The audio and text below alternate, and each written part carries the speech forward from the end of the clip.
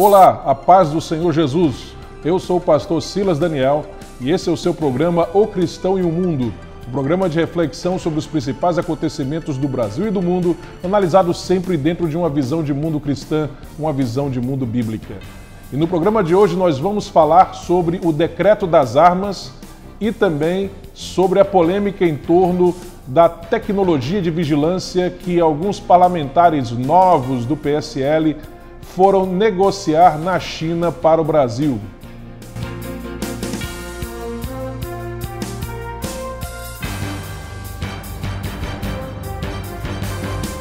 Nesta semana, o presidente Jair Messias Bolsonaro assinou o Decreto das Armas que derruba o Estatuto do Desarmamento no Brasil. Vamos ao que este decreto traz de novo para o nosso país.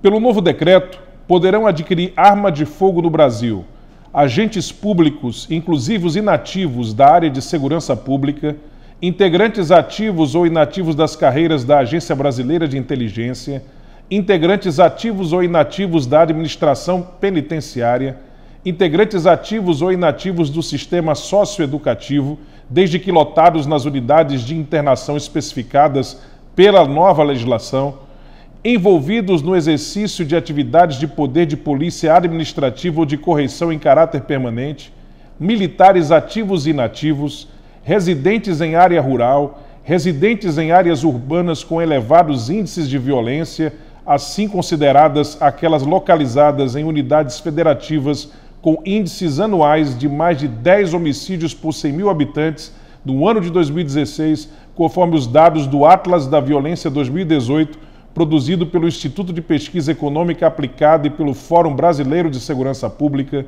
titulares ou responsáveis legais de estabelecimentos comerciais ou industriais, colecionadores, atiradores e caçadores devidamente registrados no comando do Exército. Cada uma dessas pessoas terá direito a até 4 armas de fogo de uso permitido. Na hipótese de residência habitada também por criança, adolescente ou pessoa com deficiência mental, a pessoa que deseja uma arma de fogo deverá apresentar declaração de que a sua residência possui cofre ou local seguro com tranca para armazenamento. O decreto institui também que terão o indeferimento do pedido ou o cancelamento do registro quem der dados falsos, manter vínculo com organização criminosa ou agir como pessoa interposta de quem não preenche requisitos para adquirir arma de fogo. Lembrando que para adquirir arma de fogo será preciso a pessoa fazer exame psicológico, curso de tiro, além de não ter antecedentes criminais. O certificado de registro deverá ser renovado a cada 10 anos. Bem, queridos, em primeiro lugar, não é verdade que esse decreto libera a arma para todo mundo do Brasil. Para a pessoa ter a arma, para a pessoa poder adquirir uma arma, é preciso que ela não tenha antecedentes criminais, não emita dados falsos, não tenha vínculo nenhum com pessoa ligada ao crime. É preciso que ela faça exames psicológicos para comprovar que tem condições de ter uma arma, além do que ela vai ter que fazer um curso de tiro para saber usar a arma, para poder usar a arma, para ter o direito de usar a arma. Ou seja, não é qualquer pessoa que pode ter uma arma. Em segundo lugar, esse decreto não institui o porte da arma, mas a posse da arma para o cidadão. Porte de arma é uma coisa, posse de arma é outra coisa bem diferente. Porte de arma significa o direito de portar uma arma, de levá-la para onde você quiser. Já posse de arma não. É para a pessoa usar na sua casa em legítima defesa quando, por exemplo, um ladrão, um bandido invadir a sua casa ameaçando a sua vida e a sua família. Logo, esse decreto, repito, volto a frisar, não institui o porte da arma, mas a posse da arma para o cidadão. Bem, isso é bom ou ruim para o Brasil? Particularmente, eu acho que é algo bom, é algo positivo para o Brasil. Eu sei que no meio evangélico há uma divergência em relação a essa questão das armas. Você vai encontrar tanto aqueles que são absolutamente contra o uso de armas, e você vai encontrar aqueles que são defensores, sim, do direito de usar armas, ok? Isso vai muito da consciência de cada um. Não é todo mundo que vai ter arma. Se você, por exemplo, não quiser ter, você não vai ter, né? Sabemos que pessoas, por exemplo, que moram em condomínios fechados, com guardas, seguranças, não faz sentido que tenham posse de arma, porque já estão muito bem guardadas ali, né? Agora, se você mora numa casa de rua, numa região onde há muitos assaltos, enfim, e você é um cristão e deseja ter uma arma para poder defender a sua família numa eventualidade, não vejo problema nenhum. A arma só pode ser usada pelo cidadão em legítima defesa. O que significa legítima defesa? Você está sendo atacado, uma iminência clara de perigo, de ataque, onde a sua vida, a sua integridade física está sendo ameaçada, a sua ou de algum familiar seu, de algum querido seu, e aí você, em legítima defesa, usa a arma. Você poderia usar, de repente, dependendo da situação, uma outra coisa que estivesse à tua mão. Se você tem uma arma, você usaria, nesse caso, a arma, que é muito mais eficiente nessas situações. Inclusive, há respaldo bíblico para isso. A Bíblia nos diz, no livro de Êxodo, que se um ladrão for pego roubando e naquela luta contra o ladrão, a pessoa que é vítima daquele roubo acabar ferindo e matando aquele ladrão, ela não será culpada do sangue pela morte dessa pessoa, desse bandido, desse ladrão. A Bíblia diz que se o bandido invadir a casa da pessoa e essa pessoa reagir a essa invasão e o bandido for morto, também não será culpado pelo sangue, pela morte daquela pessoa. Por quê? Porque foi em legítima defesa, lutando contra aquela invasão, contra aquela pessoa que estava cometendo o crime de invadir a propriedade do outro para roubar, para matar, para ferir, enfim, para fazer alguma maldade. A arma em si não é má. A arma em si não é má, ela é apenas um instrumento como qualquer outro que poderia ser usado numa legítima defesa, sendo que é um instrumento muito mais eficiente e, inclusive, em termos de evitar um crime, também extremamente eficiente. Pesquisas mostram, nos Estados Unidos e em outros países, onde a maioria da população é armada, que é enorme o número de crimes que são evitados pelo simples fato de a pessoa ter uma arma. Por exemplo, foi feita uma pesquisa recentemente nos Estados Unidos e na Inglaterra perguntando para bandidos presos o que eles preferiam: assaltar uma casa com uma família presente, com os donos da casa presentes, ou assaltar uma casa sem o dono estar presente. Pois bem, na Inglaterra, 80% dos bandidos responderam que preferiam assaltar uma casa com a família presente.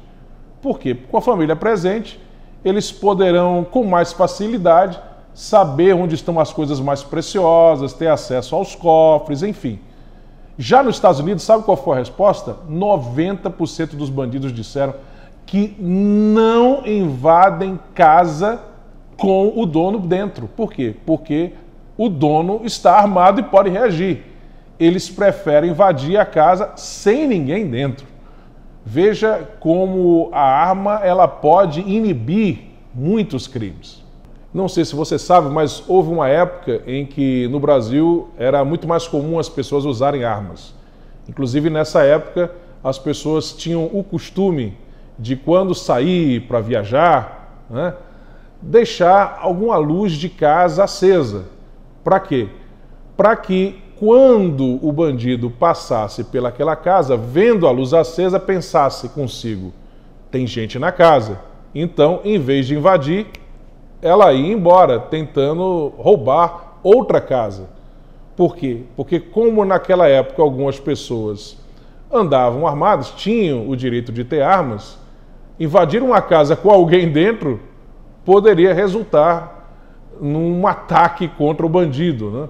Numa represália contundente contra o bandido. Eu me lembro até de um episódio na minha adolescência, quando meus pais viajaram e eu e meu outro irmão estávamos fora de casa e só o meu irmão mais velho ficou em casa.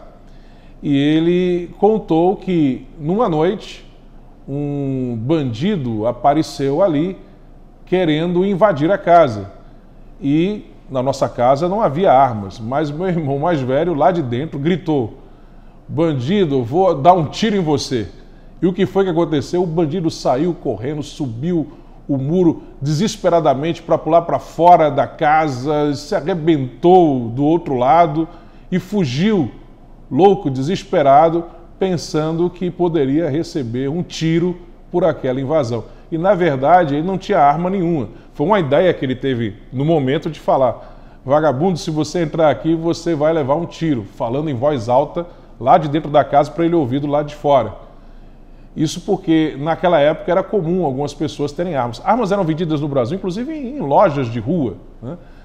Depois, houve uma onda em prol do desarmamento. Inclusive, nós tivemos até um plebiscito que foi feito em 2005, nesse sentido, e a maioria esmagadora da população votou contra o desarmamento. Mesmo assim, o governo Lula desrespeitou a decisão do povo, aquilo que o povo decidiu, e ainda impuseram o desarmamento à população, desrespeitando o desejo da maioria esmagadora da população brasileira. Eu, pessoalmente, já fui contra o uso de armas e hoje tenho uma mentalidade diferente. Eu me lembro que mais de 20 anos atrás, quando eu ainda morava no Nordeste, eu cheguei a participar, inclusive, de uma mobilização que foi feita envolvendo várias igrejas evangélicas ali em Recife, um movimento interdenominacional pela paz e em favor do desarmamento, em prol do desarmamento. E no domingo último dessa campanha foi feita uma carreata com vários trios elétricos na Avenida Beira-Mar, em Boa Viagem, lá na cidade de Recife. E eu tive até a oportunidade de subir num daqueles trios elétricos na concentração final ali e trazer uma palavra, pregar a palavra de Deus. A gente pregou, mas também fez essa campanha pelo desarmamento e muitas pessoas acabaram entregando armas. A minha mentalidade naquela época era contra o uso de armas. Anos depois, estudando melhor esse assunto biblicamente, eu percebi que, na verdade, não é um erro, não se trata de um pecado a pessoa usar arma para legítima defesa, E isso fez, inclusive, que no plebiscito de 2005, eu, que anos antes havia defendido que as pessoas não deveriam ter armas, votasse pela manutenção do direito de um cidadão brasileiro ter arma se quiser ter, para se defender em legítima defesa, claro. No meio evangélico, como eu disse, você vai encontrar tanto gente que é a favor como gente que é contra o uso de armas. Talvez alguns dos nomes mais famosos a favor do uso de armas são o filósofo e teólogo cristão J.P. Moreland, o teólogo Norman Geisler, temos também o Martin Luther King, o famoso Martin Luther King também defendia o posse de armas para todos os cidadãos de bem. Esses foram a favor. Em tempos antigos, nós temos os exemplos diferentes, distintos de Lutero e Wesley. Lutero, o pai da Reforma Protestante, o pai do luteranismo especialmente, ele tinha em muitos de seus discursos uma defesa do não uso das armas. Ele era contra o cidadão usar armas para se defender. E John Wesley, o pai do metodismo, ele era a favor do cidadão de bem ter direito a usar arma para se defender. E o curioso é que, hoje em dia, nos Estados Unidos, a maioria esmagadora dos luteranos é a favor do uso de armas, do direito de usar armas, e a maioria esmagadora dos metodistas é contra o uso de armas, quando Wesley era a favor do uso e Lutero era contra o uso. Lutero era a favor do uso de armas apenas pelo Estado. Somente o Estado deveria usar armas, portar armas, para poder defender o cidadão não deveria ter o direito de usar armas para se defender. Bem, queridos, no final das contas é questão de consciência. Se você acha que não deve ter armas em casa para se defender numa eventualidade de uma invasão de um bandido, da ameaça de algum bandido à integridade física sua e da sua família, então você não tem armas. Agora, se você entende que é preciso você ter para uma eventualidade dessas, lembrando que isso deve ficar afastado de crianças, de adolescentes, de pessoas que têm algum problema psicológico, deve ficar no lugar trancado, como a própria lei, o próprio decreto Bolsonaro estabelece, e você vai ter direito de ter isso apenas na sua casa para uma eventualidade. Se você acha que deve ter, não tem problema nenhum, é questão apenas de consciência. As pessoas não devem ter armas pensando em destruir, em fazer maldade, mas ter uma arma guardada para uma eventualidade, em legítima defesa, não tem problema nenhum, ético, moral, biblicamente, não há. Bem, queridos, vamos falar agora sobre essa polêmica envolvendo alguns parlamentares do PSL, eleitos recentemente, que, com o patrocínio do Partido Comunista Chinês, viajaram àquele país, a China, para negociar a vinda de tecnologia na área de vigilância para o nosso país. A tecnologia viria de uma empresa que é muito mal vista hoje no mundo, por estar envolvida na área de espionagem, além do que o governo chinês tem usado essa tecnologia de vigilância para não apenas monitorar a população, mas, na verdade, cercear a liberdade do cidadão. Já já eu vou mostrar um vídeo que fala sobre isso. E o fato de esses parlamentares terem ido à China provocou uma reação extremamente negativa por parte da maior parte dos eleitores desses candidatos. Inclusive, muitos apoiadores do governo Bolsonaro foram contra essa atitude desses parlamentares, contra essa viagem. Inclusive, um bastante famoso, Olavo de Carvalho, filósofo, que mora lá nos Estados Unidos, ele fez um vídeo onde, com toda razão, criticou essa viagem porque, afinal de contas, essa tecnologia de vigilância é usada pela China para espionar, inclusive, outros países. Essa empresa que oferece essa tecnologia, inclusive, já teve seus representantes expulsos dos Estados Unidos, do Canadá e da Polônia por espionagem. Ora, por questões éticas, já não seria nada bom fazer esse tipo de negócio com a China, que é um país que persegue e mata cristãos. E como se não bastasse isso, a China ainda usa essa tecnologia que oferece a outros países para fazer espionagem nesses países. Queridos, isso é gravíssimo. Claro que essas pessoas que foram para lá, elas não foram pensando nisso, elas não sabiam disso, elas foram ingenuamente, mas fato é que cometeram um erro, né, que está levando muitos de seus apoiadores a criticá-los.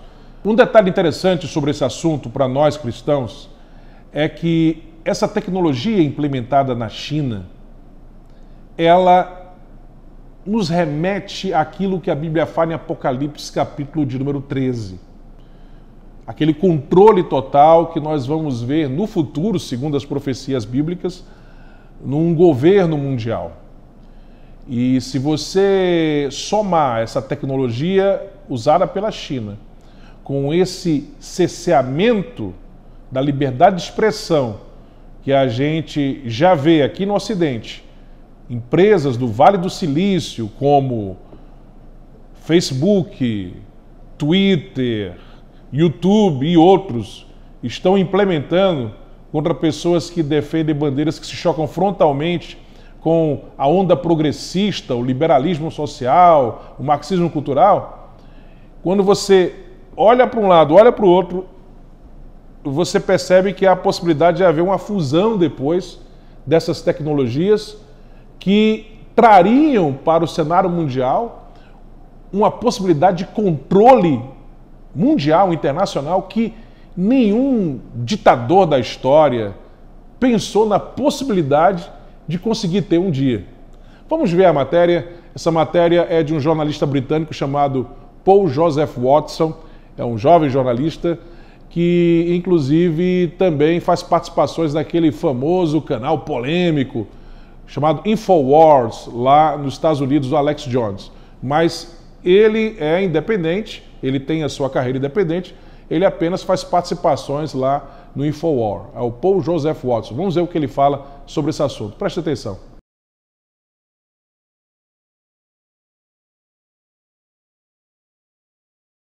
Nobody does authoritarianism quite like China. By 2020, every citizen will have a social credit score that will go up and down based on their personal behaviour. Behaviour leading to a deduction in credit will include jaywalking.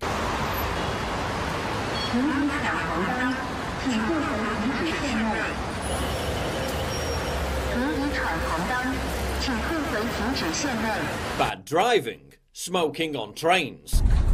Dear passengers, people who travel without tickets or behave disorderly or smoke in public areas will be punished according to regulations, and the behavior will be recorded in the individual credit information system. To avoid any negative record of personal credit, please follow the relevant regulations. Buying too many video games, buying too much junk food, buying too much alcohol, calling a friend who has a low credit score, merely having a friend online who has a low credit score, posting fake news online, criticizing the government, visiting unauthorized websites, walking a dog without a leash, letting your dog bark too much. At least in 1984, Winston Smith could take a train to temporarily escape the surveillance state that he labored under. In China, low-ranked citizens will be prevented from taking buses, planes and trains. 我现在是已经被限制这个自由的出行了，就是订票啊，我们高铁和飞机都不行。我跟你演示一下，我们用这个 APP 来订票。现在是我们从重庆到西安，我们来订一张票，订一张过几天的票。And what does it say? 然后就显示那个出票失败，说我已经被法院依法限制高消费，限制乘坐 G 字头列车。 Now, where have I seen that before? That's reserved for members of our Prime Flight program. You got to be a 4.2 or over to qualify. Oh, I'm a 4.2. I'm afraid you're actually a 4.183. Well, that's not my fault.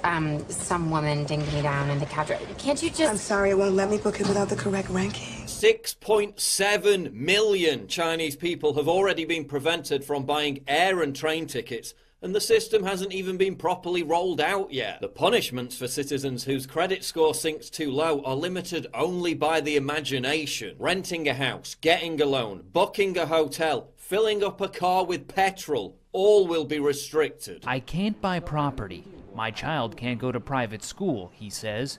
You feel like you're being controlled by the list all the time. Good behaviour will also be rewarded by green channel benefits, free perks, discounted loans, fast-tracked visa university and job applications, VIP airport access, faster internet speeds. Dating websites are even offering users with high credit scores better visibility on Tinder-style apps. The loyal informant will be well taken care of, and the entire system will be overseen by an estimated 400 million surveillance cameras with facial recognition software. Cameras record them going through intersections, zero in on their face, and then publicly shame them on nearby video screens. And it will eventually encompass real-time geolocation tracking of citizens via their cell phone. Overall credit scores can go up and down in real time based on a person's behaviour, but it can also be affected by the people they associate with. 2 stars? 2 stars? Wasn't a meaningful encounter. Everyone is a little bit heightened and false because everyone's terrified of being marked down because the consequences of that are unpleasant. So it's basically the world we live in. And all this will eventually be unified in a centralised database. In the words of the Chinese government, if trust is broken in one place, restrictions are imposed everywhere. They literally say that those deemed untrustworthy will be, quote, unable to move even a single step. 一个人如果信用不好，我们实现的一个目标就是让守信者通行天下，让失信者寸步难行。 When you ask Chinese people about social credit, most of them say it's great. Gee, I wonder why. I think it's a good thing, this woman said. It makes people more honest. 我觉得这种东西应该更加多一点。我倒觉得挺好的。 Could it be because under that very same social credit system, they will be punished for criticizing the social credit system. But social credit isn't just about behaving yourself, it's about marshalling the behavior of others, the prisoners guarding the other prisoners. The Chinese government just doubled the reward for reporting the illegal publishing of pornography. I'm not going to work today, wrote one potential porn buster on Weibo. I'll look everywhere for materials so I can report anyone who I find disagreeable.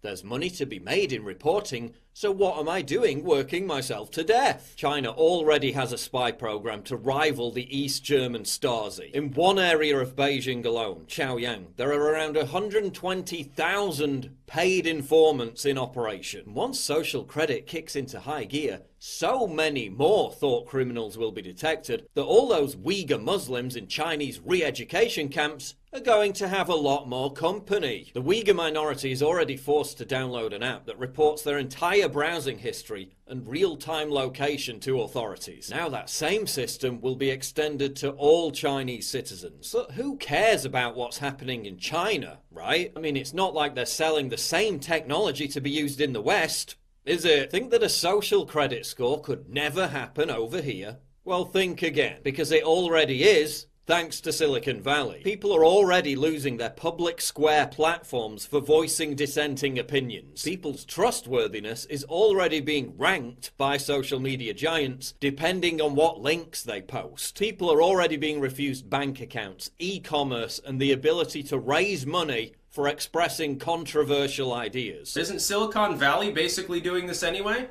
They've started to kick people off. If people have the wrong political views here in the United States of all places, they can get kicked off payment processors. Nope, you can't do e-commerce. Nope, we're not going to host your website. Nope, you can't have social media. No, you can't use our email service. No, you can't have a blog. It doesn't even have to be on-site behavior. No, you can't have a Twitter because you said something we don't like on YouTube. No, you can't have a Google account because you're too edgy. Your Facebook posts prove it. Is that not the same fucking shit? And the amount of power, the amount of centrality, by the way, in Silicon Valley is more than that of China. Now Democratic 2020 candidate Andrew Yang wants a social credit style system introduced in America. Just imagine going to buy groceries with your credit card, and then because someone in an office somewhere in San Francisco deemed something you posted on the internet to be hateful, your transaction is declined. I mean, forget even trying to pay. Your implantable microchip will be blocked, so you won't even be able to enter the shop. That's our collective future. Entire organizations funded by government are devoted to identifying and destroying people's careers for the crime of wrongthing. People are being disowned by their own family members and ostracized from society merely for being conservatives. I mean, why blame China? All they're doing is formalizing and systemizing what's already in existence in the West through mob outrage culture and public shaming. We're already living under social credit score light. And while the Western media lambasts China for their social credit score, they simultaneously cheerlead and lobby for an almost identical system in their own backyard. No, it's not just wrong when they do it. It's wrong when it happens here, and whether it's giant corporations or government orchestrating it all, it makes no difference. Como eu disse, queridos, a gente percebe uma ligação dessas tecnologias com aquilo que vaticina a palavra de Deus sobre o final dos tempos. Apocalipse capítulo 13 nos diz, nos versículos 16 e 17, e faz que a todos, pequenos e grandes, ricos e pobres, livres e servos, lhe seja posto um sinal na sua mão direita ou nas suas testas, para que ninguém possa comprar ou vender, senão aquele que tiver o sinal. Ninguém possa comprar ou vender, senão aquele que tiver o sinal. Logo, essas tecnologias podem muito bem ser um preâmbulo daquilo que a Bíblia diz que vai acontecer mais à frente. Sinal dos tempos. Queridos, estamos chegando ao final de mais um programa, O Cristão e o Mundo, e peço a você que divulgue o nosso programa, e não só o nosso programa, mas a TV CPAD, para que mais pessoas sejam abençoadas através do conteúdo que produzimos aqui para a sua edificação espiritual e para acrescentar a sua mente de informações que com certeza vão ser bênção para a sua vida. Um abraço e até o nosso próximo encontro.